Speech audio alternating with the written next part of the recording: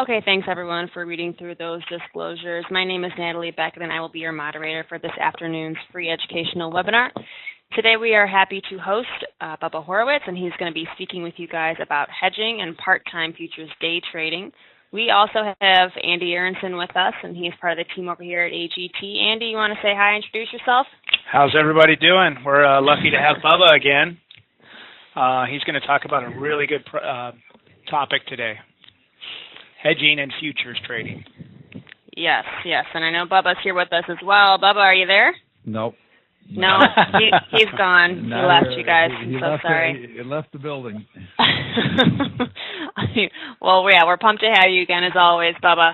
I'm going to go ahead and give you the reins, and you and Andy can chat, and you can get going. If you guys have questions during the presentation, put them in the Q&A or chat box, and Andy and I will try to field them over to Bubba as best we can, all right?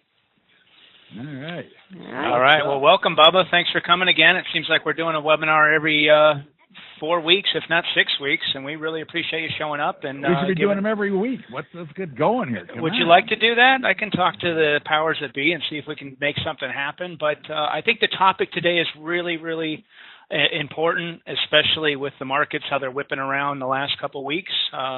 Last year, we never had a 1% break in the whole year, pretty much, and I think we've had, 10 or 12 in the last 2-3 months. We have almost a 1% move every day now, so it's a new thing. Although volatility is a little bit low now, but again, I would expect to see it come back again. So we'll see. I think these are two topics that can help you on both ends of the spectrum, short term and long term. So that's what we want to try to do. I want to try to pull off the triple Indy. There you go. Well, listen, I'm not going to get in your way, as always, and if I have questions, I'll interject. And so if people have questions out there, don't be afraid to put them in the little chat box, and we'll get Bubba's attention and get those answered for you in a very timely and complete fashion, as always. So with no further ado, Bubba, it's yours. All right. What's up, everybody? Welcome aboard. It's always good to have everybody here. And today, obviously, hedging and part-time futures day trading, and two completely different topics, but two that are related and that will help you hopefully be better in the future. And there are two options: make progress or make excuses. So before we actually get started, I have to give my own disclaimer, and you can read this. I can't read that many words at one time, so I'll let you read it real quickly.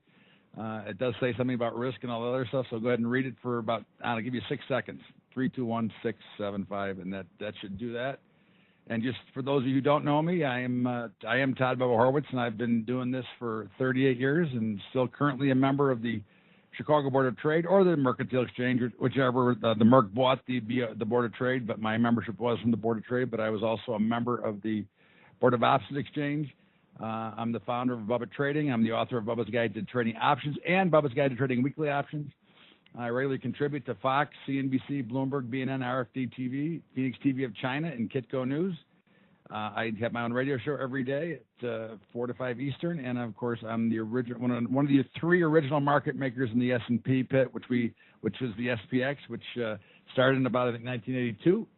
So it was always fun to build a new pit, and these are just a look at my 2 books. And that handsome guy there is me, and actually that's October 19th, 1987. So you can see how you kind of look at the markets, and that was from Time Magazine. In the meantime, today we're going to talk about that trading itself is a game of skill, why the rich always make money, discipline, the 10 commandments, math, the plan, hedging, futures, and any questions that you may have, we will be happy to answer. I will answer a question on anything. Okay, so just feel free to fire away. Now, trading itself is truly a game of skill. It is the same as backgammon, bridge, gin, or poker. Even if you get the best of it, you don't always win. But the one thing is, if you continue to get the best of it, you will win, and you will grind out the markets, which is the important thing to understand. You're not going to make money in every single trade, but if you're always getting the advantage, as you are in these other games, then you will eventually win. And that's, if you're familiar with poker, you get pocket rockets. They don't always win, but you're a big favorite when you get them. And that's what we're trying to do, is put ourselves in a position of being a big favorite. And that's all we can do, is put ourselves in the best position and hope that everything works out right. But again, if we continue to do that, we will make money. Rich people make money when the market goes down and when the market goes up. Why? Because they keep buying. It doesn't matter to them And actually, if you remember the movie It's a Wonderful Life, Mr. Potter isn't selling, Mr. Potter is buying. And that's what they're always doing. And one of the things you have to understand about markets in general, which is why we talk about hedging, is not to try to time the market or get out, but put yourself in a position so that you can stay in. And that is what we work on constantly, is how to stay in, because you often get guys like this guy. Bear Stearns is fine. Remember that? Okay, I guess they weren't so fine. And, of course, when you leverage at 40 to 1, it's hard to be fine, and them and Lehman Brothers. And that is one of the issues that I see in today's market, is everybody is saying that everything is fine and that there's no issues. In the meantime, I've watched some earnings come out that were great earnings. Okay, J.P. Morgan, stock got clobbered. Today, Goldman Sachs, the stock got clobbered. So maybe the markets have actually over-anticipated already and already priced in what's going on. And that's one of the things that we want to make sure we always understand about any market, is what has already been priced into that market. Discipline is choosing between what you want now and what you most want, okay, or what you want most. And again, one of the things we talk about is always being disciplined. Again, you have to be able to ride through the rough edges when things don't always go right. I mean, there's going to be periods of time that you just know that things aren't going to go well, and you have to be prepared to muscle through those, because at the end of the day, you're only trying to grab the edge, and once you have that, you know that in time you will actually be able to grind out the market, because it is a game of skill. We always worry about the potential black swan event. You know, is it coming? Yeah, it's coming. I mean, I can't tell you when. I wish I could do that, but I can't tell you when it's coming, but it always comes. It's come for 150 years, and if you want to go before the stock market, it's come for thousands of years. There's always been a black swan, and you can go back to Tulip Mania, you can go back to any one of the major bubbles, but they always happen, and they always show up, and the markets, they never announce themselves, so you don't know when it's going to happen. It's the idea is to be prepared if it does happen. Now we look at the 10 commandments of trading. Now, some of these I agree with, some of them I don't, but I share them with you. And trade with the trend, and if you're trading longer term, then you'd always want to trade with the trend. Okay, if you're trading short term, like in what we do in futures, you're actually trading against the trend, but you're looking for one specific pattern. Don't try to pick tops and bottoms. And I love how I watch the experts right now saying, well, we have to roll over to safer securities. Well, if they knew when to roll, why would they have to do anything? Why would there be a problem? Why would anybody ever lose money? Again, that's always an issue with me, is when they tell me I need to go to something safer, risk on, risk off. I think that's the biggest bunch of hooey ever. Plan your trade and trade your plan. And, of course, we do a couple webinars here on trading plans. And in this particular case, if you're hedging, it's one trading plan. And if you're trading futures, it's a secondary plan. Each type of style that you trade requires a game plan for how you're going to trade that. But one thing we never do is add to a losing position, especially when we're trading. Right? If we're investing, you know, I've said this many, many times for those who've heard me before. If you're buying something like gold, and gold today is trading at $13.50 or whatever, $13.40, whatever it is, and you want to buy some gold, and you've got, let's say, $10,000 to invest. Okay, so if you put $2,500 in today and it goes lower, you can buy more. That is a different situation. You are buying, first of all, a physical commodity, number one. Number two, you knew what you were doing when you tried to get in. That was your plan. And number three, it doesn't matter because you're going to hold it as a long-term investment. Never invest money into a market that you're going to need tomorrow. Let your winners run and cut the losers short. And that's one of the things you always need to do, is be able to learn how to let the runners run and not get in the way of them. You know, we're always in a hurry to take quick winners, but we sometimes let longer losses go. And it has to be the reverse of that. Let the winners run and cut the losses short. Don't get married to a trade. Just date them for a while. And if you're investing, then of course there's no problem with the marriage there, as long as you have the prenup, which is a hedge. Be open-minded and flexible about what's going on in the market. Do not be opinionated as to what's happening now. I mean, we thought that the tops of the markets were put in, and we were supported by the markets until the last couple of days. Now it looks like the markets may be turning, they may be ready to go higher. And that really shows up in the lack of volatility and the lack of volume. Don't let a small loss turn into a disaster. Think long-term and protect your capital. Don't make impulsive trading decisions. Those are all very important things to understand, because trading always comes back down to the math of the game. It's a numbers game. All right. If you're doing the right type of trading, and if you're taking care of everything and you're following the game plan that you put together, then we're only playing a mathematical model. And of course, you've seen this. If you've ever seen any of my presentations, this isn't every one of them. And if you went to school, the bell-shaped curve, we all know what that is. It's a distribution model. Well, we know that if markets move X amount of percentage one way, typically they will revert back towards the mean. And that's kind of how we play the math. That's into, everything that we do, we're looking for certain percentage moves. And when we're hedging, we're going to roll our positions, our protection up or down based on a 3 to 4% move in the markets. And if we're trading futures, we're going to actually look to sell on a move that is 2 or 3 standard deviations higher and buy on a move that's 2 or 3 standard deviations lower. Why? Because markets typically revert to the mean. That's exactly how they work. So we want to make sure that we understand how the numbers work. Now, one thing that is very important to everybody is these phases of the market. The markets, I believe, and I think I believe myself to be correct as well, but I believe in what's called universal price, okay?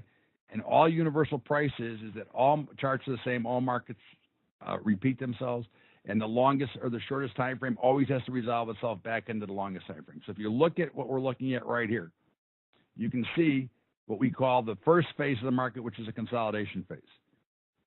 Nobody can make up their mind. The markets are chopping back and forth between two levels, like kind of torn between two levels. Then it breaks out to a trend, right? Notice how even when it broke down, it only came back down to a support level and then continued higher.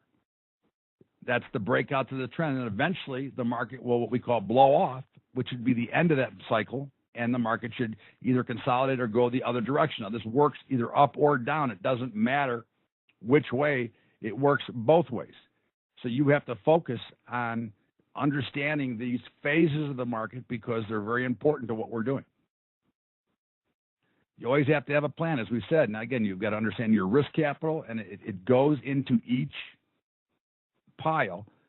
Whatever you're doing, if you're trading options, if you're trading futures, if you're hedging, those are 3 separate trading plans, how you're going to operate them separately, especially if you're using a day trading model, which is what we're going to talk about a little bit later today. Financial freedom just ahead. And so we talk about hedging a lot, and I'm a big advocate of hedging portfolios because the bottom line is I don't want to get out.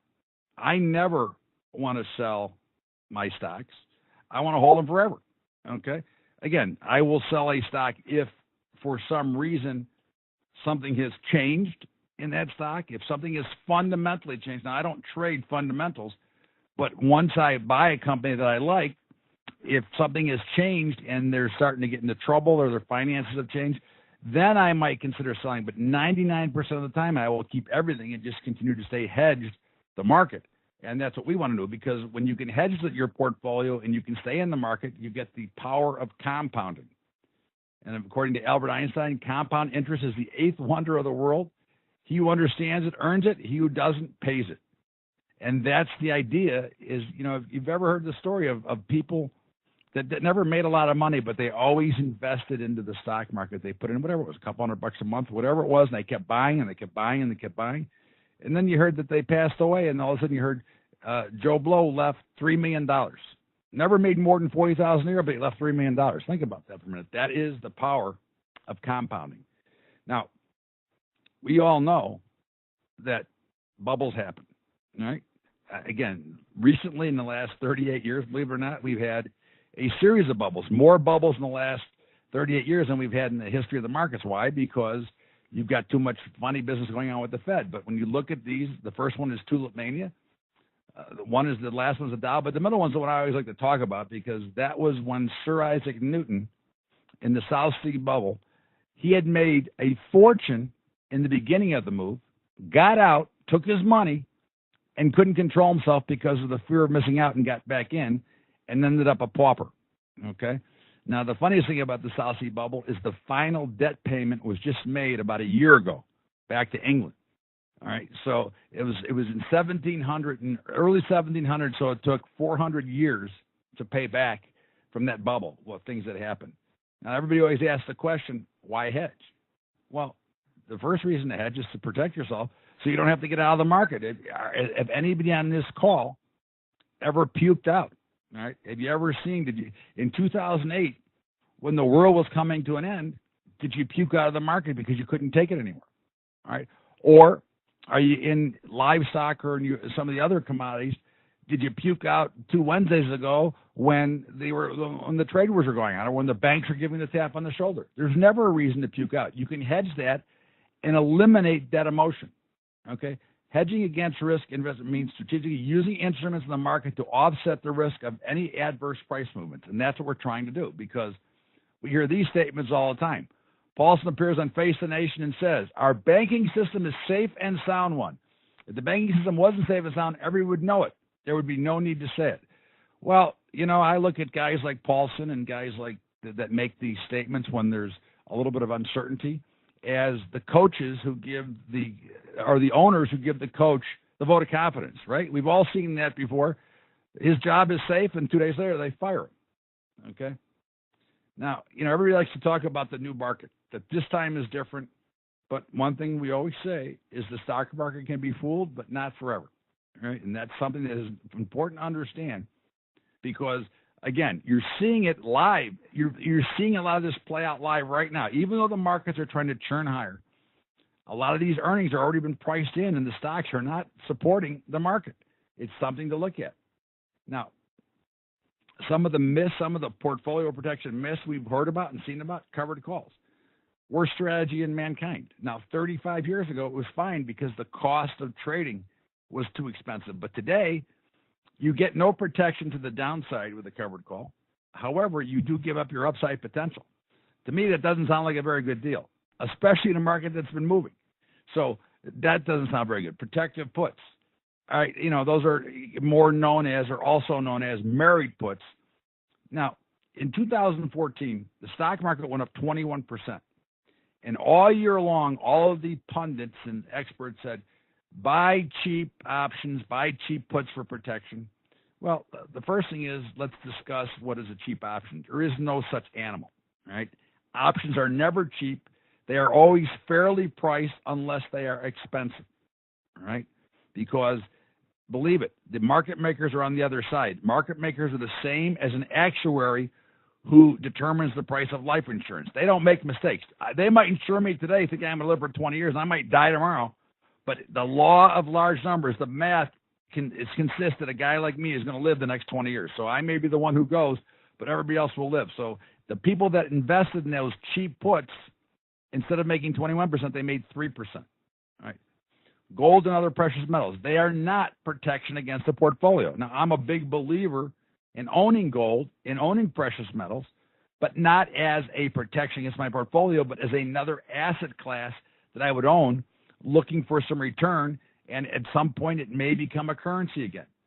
Trying to pick tops and bottoms doesn't work. Now, I'm pretty good at reading the market, and I have trouble picking tops and bottoms. As many times as I tried, I got a lot of black eyes from trying to be right. Hoping and praying, that's a good strategy, right? We got to hope and hope it doesn't go against us. And, of course, panic. That's one of the most common, and that's what creates actually a pattern that we use in our futures model. But why do you need protection? Because you need to eliminate the emotion of trading. All right? Everybody is emotional. You need to eliminate that. You have to avoid fear or panic selling. Keep your long-term portfolio intact, at the same time creating potential yield. Now, again, I've traded through the major crash in 87. I traded through the major crash in 2001, and I traded through 2008. All right, so I can tell you the panic. And the old story was, when you see the widows and orphans lining up at the brokerage house, it's time to sell, it's time to buy, and that's exactly what happens all the time. That, again, it's not anything new.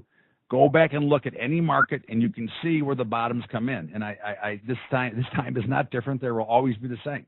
So we will see a much bigger sellout than we saw on February 9th in that period of time. But we will also see, 10 years from now or 15 years from now, the market will go up 8% year over year on average. Now, what are your choices? Well, you can sell your portfolio into the cash market, and I'm always against. Anybody who tells me they're 100% in cash, I go, why? You can hedge your portfolio to 1.5% risk. Why would you ever want to be in cash? okay? And not only that, but you can compound it. Ask your family astrologer, okay? Do nothing and observe your portfolio eroding, or use index derivatives to hedge your portfolio. That's the choice that we always make, is to use derivatives. Hedging, a risk-managed strategy used in limiting or offsetting probability of loss from fluctuations in the prices. Right. Now, again, the basic formula of hedging is to determine how many contracts we need to hedge. We will use the formula below. Portfolio hedging, a value of $500,000 portfolio. We're assuming that it's related to the S&P 500. This is a little bit more into the complex part of it, but we beta weight the portfolio based on what index the stocks are, but we're going to assume this portfolio is based on the S&P 500 at 500,000. So using a value of one S&P contract, we would divide 260 by 100. It would be $26,000. Right? Contracts need to be fully hedged would be 19.23 contracts, so we would just round up to 20 contracts to be safe. And again, we never mind being overhedged, because if the market goes up, we're going to make money. We just we won't make as much if it goes straight up, but we will make money, and eventually our hedge will become, worth less, and we'll just make more money. So again, it always works out to your benefit as you work through it. Now, what the hedge would look like would be, it comes in a couple of parts. Part one is you buy a June put ratio spread. In this case, it's June because we use the quarterlies options. We use what they call the triple witching cycle. And actually, it was the cycle that options originally were based on, which was March, June, September, and December. When I started trading, they didn't have monthlies, they didn't have weeklies, they had quarterlies. That's the cycle. That was what created triple witching. But in this case, that we do have weeklies, but now we'll go to June because that's part of the triple witching cycle, so we know there's plenty of liquidity. We know that there's plenty of volume there, so we have no worries. So we're going to do a 1-by-2 ratio spread. So we're going to sell the June 278. We're going to buy the June 276, which is where we were trading when I did this presentation. All right. And that cost would be $6.13 per 100 shares. Okay. We're also going to sell an iron condor, 280, 282, 270, 275 iron condor, which gave us a credit of $1.19, which gave us a net cost of $494 debit, or $494 for every 27,800. Now, again, I know I just threw a bunch of numbers at you, and that's obviously it's hard to comprehend in such a short period of time, but let's just look at it this way. So I hedged $500,000. My total cost to hedge it was $9,880. The premium that I'm going to collect is $2,200. So it takes me 5 weeks to get out and to pay for the whole hedge and get it for free. Now, how many insurance policies do you get for free? None. Here you have a chance to get them for free. Okay. I can enhance my yield, and the way we explain it is there will be times when you will only make 60 or 70 cents on your dollar, when normally if you weren't hedged, you would make $1 per dollar. However, there's times you will make more, but the key to remember is that you'll be compounding that portfolio. So the first time you compound it, it goes down, you buy more shares. The key is to take the money you make from the hedge and buy more shares. In fact, I have a guy that trades with me that started out with 1,000 shares of Facebook at $100. He's now got 1,285 shares of Facebook, trading at about almost 170. That's the idea of compounding. So at the beginning, even if you don't make the full 100 cents, every time you compound, even if you make 90 cents, but you've got 20% more shares, it gives you a bigger profit anyway. Now, if you look at this, if we're hedging at 260, all right, our actual protection comes in at 255. So what's that? It's less than 2% exposure to the downside of the S&P market. Now, again, depending on volatility, that number will go up a little bit or down a little bit. I've seen them as low as 1.2%, and I've seen them as high as almost 3%. But again, any one of us would settle for a max loss of 3% when the markets are getting clobbered. I don't know anybody who would be upset if they did lose. But again, remember, when the markets are going down, you're taking that hedging money that you're making and you're buying more stock, adding to your portfolio. What we're trying to do is unconsciously pick tops and bottoms of the market based on percentage moves, which we go through with you. Why worry? Okay, what me worry? Mad Magazine, right? Alfred E. Newman. We want to take the worry out. I want you hedged, so when you go to a party and the markets are getting creamed and everybody's green because they all long the market. And you can smile to yourself and know that all it means is you're going to be buying more stock at the bottom, not liquidating out, which many do. Now, some of the facts in this are, again, the fact is that you can mathematically, to a small percentage, lock up your portfolio. You can actually hedge individual stocks to themselves. So there's a lot of ways to do this and a lot of ways to be successful at it. And again, the idea is to protect your portfolio, stay in the market forever, never have to sell your portfolio, and accumulate more stock, which creates a bigger compounding effect than just dividends and having natural growth in the markets. But the biggest key is it never forces you out of the market because you're comfortable knowing that you're protected. Part-time day trading. That was a good transition. Day trading for beginners, and of course, day trading uses derivative products. All right. Now, we use futures, and I know everybody's afraid of futures because everybody's heard horror stories of the guy with the soybeans being delivered to his backyard and the million barrels of oil and all that other stuff. In the meantime, futures, if you want to be a short-time trader, and we talk about part-time day trading, and again, when I talk about part-time day trading, I'm saying, if you got an hour a day, you can trade, okay? Because we're waiting for one specific event to occur, which occurs, depending on the day, between 6 and 10 times a day, maybe more. Now, you may not always be dressed for the party, all right? You may not be there. You might want to trade from 1 to 2, and the stuff we're looking for happens at 2 to 3. But again, that's part of the discipline to stay out. All right? And that's really important to understand that you're looking for one. We don't care what the market has done all day. We don't care about anything. All we care about is, does this one pattern appear? Can we make money? And do we get the opportunity? Now, one of the problems with futures, one of the good things and one of the problems is leverage. Right? Now, I don't ever encourage anybody to over-leverage their portfolio. I think that's always a mistake. I think that we think it's kind of like the Las Vegas example. When you're playing with chips, you never really think about it as you're really losing money until you have to pay the bill. Well, leveraging is the same thing. If you over-leverage, the tick size becomes bigger if you're too leveraged. Ask Bear Stearns, again, go back and ask Bear Stearns and Lehman Brothers why they both went bust, and that's because they were over-leveraged to the market. Now, day traders and swing traders are looking for the same thing. And, of course, if you look at any chart, okay, if you remember the phases of the market I talked about, well, here's a 4-minute chart, which is actually what we use when we're using part-time day trading.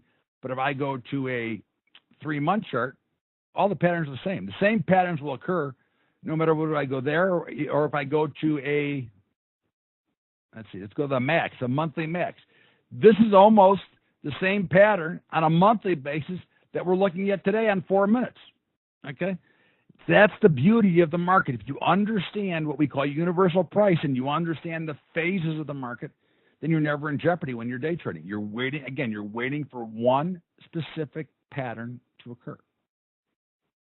But from this standpoint, whether it's a 4-minute or a 4-month, nobody knows the difference because you're looking for the same types of patterns. Now, the advantage of futures are the markets are unbelievably efficient, okay? And you're not dealing with volatility in pricing. Futures deal with volatility in markets just like any other market, but they don't deal with volatility in pricing. There is no implied vol model in futures. They're natural, they're raw, they're the real thing. All the exchanges that I would let you trade through have to be centrally regulated. So we're talking about the CME, the CBOT, ICE, London, any of the exchanges, the DAX, they're all regulated exchanges. The commissions are low. So now you can increase your trading with much lower commissions. Virtually 24-hour trading, that's a little bit of a fallacy. Again, is there times you can trade at night? Yeah. If Brexit is going on, I actually traded for 36 hours straight during Brexit. During the election, I traded. But for the most part, after 6 o'clock Eastern, when the markets reopen, there is not much going on. Now, again, that doesn't mean it'll be that way forever, but I would never plan my day around trading at night. Okay. Again, if you're from out of the country and you're not up to during our time, the DAX is a good market, which is 1 o'clock Eastern in the morning. The FTSE, which is 4 o'clock Eastern in the morning. Those are very tradable exchanges as well. All electronic trading, you get leverage to go ahead and trade, and there's what we call day trading margins. No interest rate charges. No pattern day trading rule. Now, that's a big thing for those who want to trade more actively. Now, there's nothing wrong with having a position and options for an extended period, but if you want to trade more active, we've all run into you don't have enough money, you get the pattern day trading rule because you're trying to trade too actively during the day when they don't allow it unless you have 25,000. Well, in futures, you can have 5,000, okay? And you can get $500 day trading margins or $1,000 day trading margins, which means that you're controlling, let's say the S&P, you're controlling 500 shares of the spiders, which if you did it through an equity account, you'd be talking about 130,000 or 140,000 versus that same future, your margin would be 500 to 1,000. You've got plenty of liquidity. There's never an issue with liquidity. There's no slippage on the premium, all right? It's this pure bid offer market with no premium. You can diversify. There's other products you can trade. Many of you trade grains. You can trade cattle. You can trade the bonds. You can trade anything you want. There's many markets that are very liquid that you can trade in. Every product you trade has a direct correlation to the underlying security. So if you're trading the S&P, it's directly related to the SPX. If you're trading the mini Dow, it's directly correlated to the Dow Jones Industrial Average, and so on. So every market you're trading, crude oil, it's directly related to the futures to the market in crude. So you are never giving up some crazy thing when volatility spikes you can't move it. You're trading the pure market itself. No big deals. Now, there's different trade types, which we won't use 99% of these. There's a basis trade, which many use against cash, and many farmers use a basis trade. We're not going to make that because we're just trying to trade. We're not looking to build a position, number one. And number two, we don't have enough cash to make enough money to do a basis trade. Spread trades, that's another trade that can be done. Again, I would not be using it for what we're doing here. Hedging, that is actually, if your account's big enough, then you would substitute out the SPY. You might actually use a mini S&P. It's the same thing. One mini S&P is equivalent to 500 shares of the spiders. There's swing trading, which I do, and then there's day trading, which is what we're focusing on. Again, this is for very low risk. Now, again, when I say low risk, that's you're the person who's deciding, but we're not taking overnight risk. We're not putting ourselves in a position to be at the mercy of the markets if something happens overnight. For example, over the weekend, when they announced that they bombed Syria, I emailed people that I knew and I said, watch, the stock market's going to explode to the upside and the oil market's going to sell off. And that's exactly what happened. Why? Because you could see the action going into that. But we don't want to be in that position. We don't want to be at the mercy of overnight news. We want to walk in fresh with a clean sheet every day and be ready to day trade.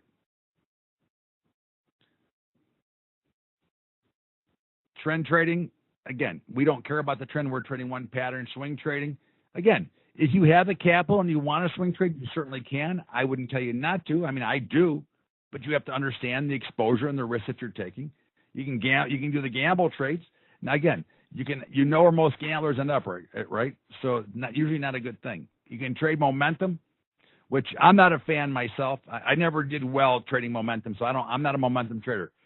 Counter trend is more what we're going to do.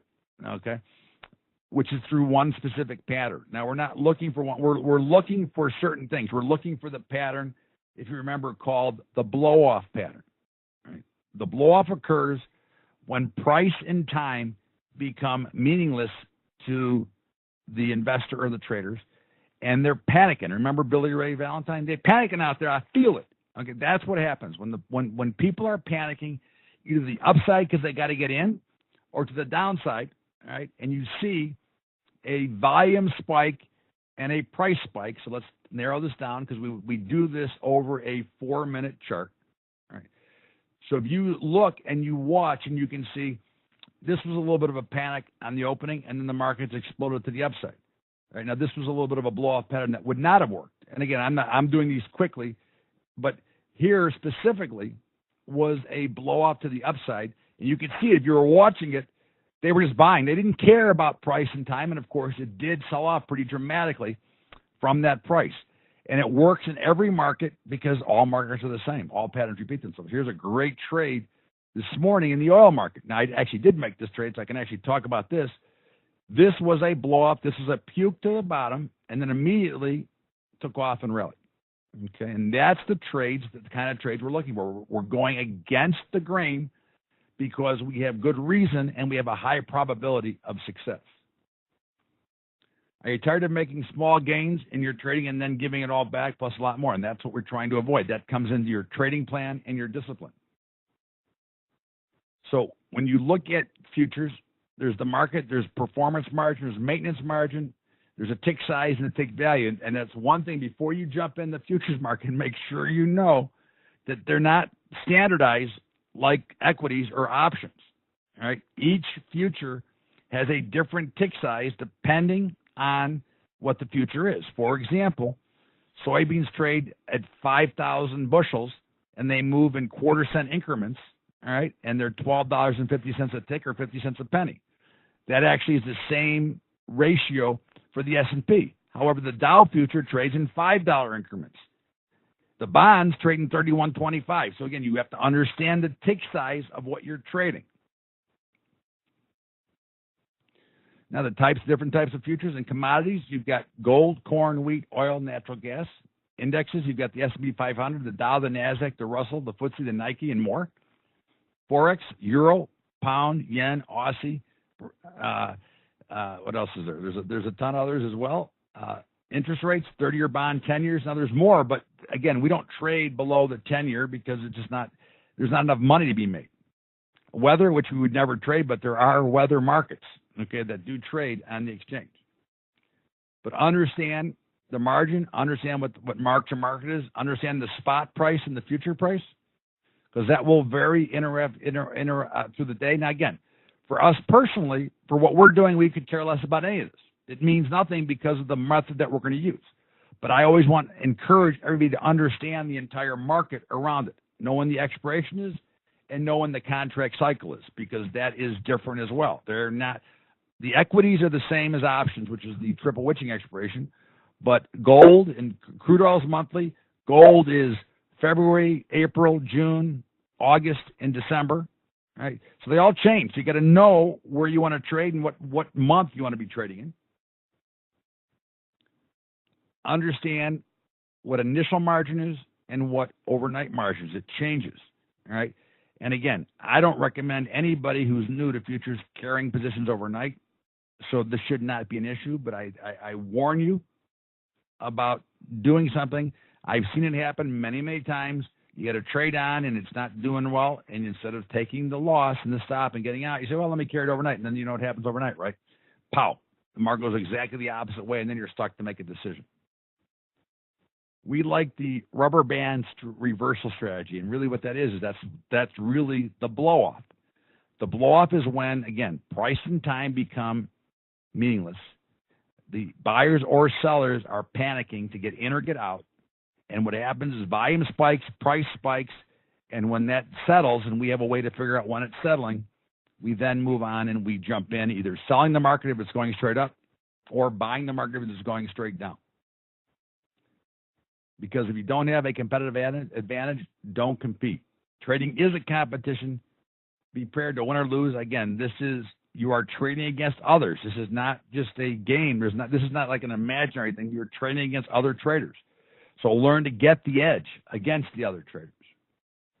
Do something for your future self that your future self will thank you for. And of course, it is your future. And Andy, I'm done.